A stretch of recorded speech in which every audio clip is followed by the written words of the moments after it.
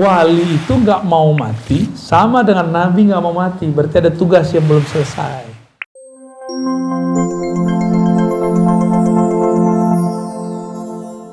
Orang-orang Fir'aun jahat dipukul sama dia langsung mati.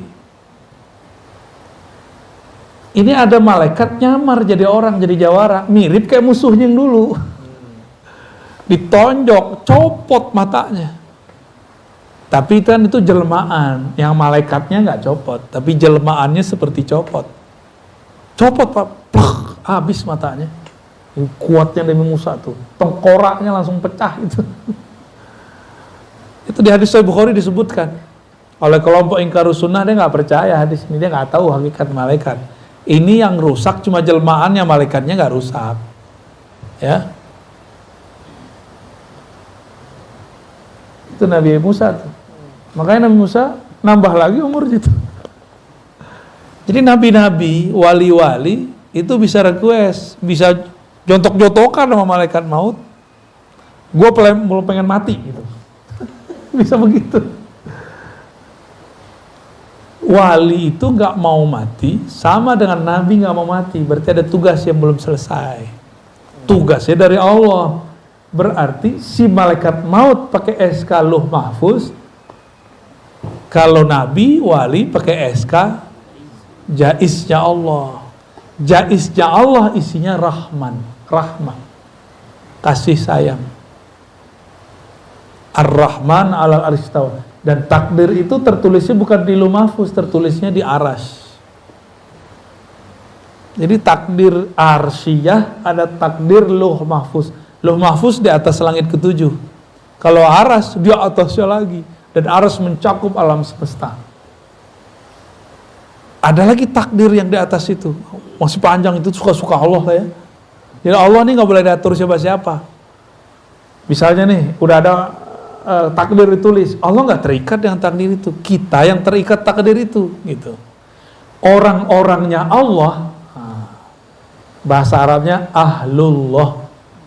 Orang-orangnya Allah, keluarganya Allah, dia nggak terikat dengan Lauh Mahfuz, dia terikatnya dengan jaiznya Allah. Jaiznya Allah itu ada bentuknya syafaat, ada bentuknya hadiah. Tapi hukum sunatullah kan tetap nggak boleh berubah, dia cuma geser doang. Jadi kalau ada orang seharusnya mati, digeser, mungkin pindah, mungkin ada yang kena samping kiri kanannya. Ini bukan hanya dengan ilmu kun nur, tapi ada kun nar. Pernah dengar tumbal nggak Ustaz? Tumbal itu nar dia. Dia pakai kun juga, pakai nar. Biasanya orang kalau menyembah setan, mau bikin rumah, mau bikin villa, mau bikin resto, mau bikin usaha, dia mengabdikan diri kepada setan. Kun juga, kan setan pakai kun juga, tapi nar. Nanti ada tumbal-tumbal. Seharusnya dia yang mati, tapi yang mati siapa? Ya orang-orang sekitarnya. Tuh, dalam ilmu setan aja ada, di alih-alihan, apalagi dalam ilmu nur. Gitu, ya.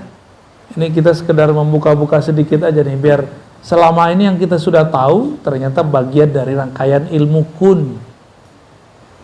Ya. Ada seorang ibu di sana, di Tangerang Selatan. Suaminya udah gak bangun-bangun beberapa hari. Koma. Dia belum siap suaminya pergi. Suaminya mati. Maka dia sholatlah waktu duha dengan rakaat yang dia udah gak tahu lagi udah berapa rakaat. Dalam sujudnya dia nangis terus. Ya Allah, aku belum sanggup ditinggal suamiku. Ya Allah, ya Allah. Oh, semuanya lengkap dia baca. Itu sholat mungkin ada 11-12 rakaat kali. Selesai sholat, Assalamualaikum, suaminya manggil. Neng. Apa tuh yang terjadi? Sebenarnya orangnya memang takdirnya belum mati. Tapi penyakitnya yang berat, yang tadinya panjang seharusnya panjang menjadi pendek. Nah, ini kalau doa kita masih kuat. Ya.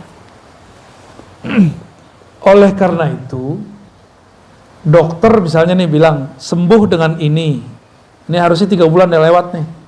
Tapi banyak kok yang udah 3 bulan masih hidup-hidup aja ya. Kawan saya divonis bayi janin di perut istrinya nggak mungkin lahir normal, nggak mungkin kata dokter.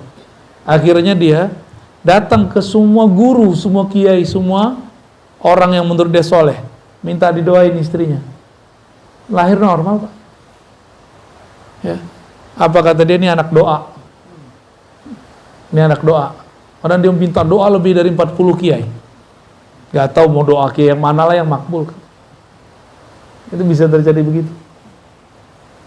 Hati-hati yang doanya makbul, ntar kayak iblis, sok berjasa. Ntar kayak ibu-ibu tadi, kalau nggak karena saya hancur nih. Ya, ini dia lupa bahwa dia bisa zikir itu karena anugerah dari Allah Subhanahu wa Ta'ala. Jadi ini yang disebut ajalan musamma. Jadi ajalnya ada ajal luh mahfuz, ada ajal rahmatullah. Rahmat kasih sayang Allah yang kita sebut jaiz. Ya, suka-suka Allah itu. Seharusnya 313 lawan 1000-an kalah atau menang? Hukum takdir mana yang bisa menyebutkan 313 bisa ngalahin ribuan orang? Nggak ada. Mau digeser takdirnya kemana nggak bisa. Nggak bisa. Peralatan mereka lengkap, jumlahnya banyak. Kalau dalam kitab-kitab kan cuma 1000. Tapi kalau ngikutin politik zaman itu nggak mungkin 1000, bisa lebih banyak dari itu. Bahkan dalam hadis dikatakan jin kafir aja ikut perang. Ikut perang semua. 313. Dongeng apa ini? Kata kawan. Masa 313 bisa ngalahin ribuan orang? Itu pakai apa? Pakai jaiznya Allah. Kenapa pakai jaiznya Allah? Karena 313 itu ahlullah, orang-orangnya Allah.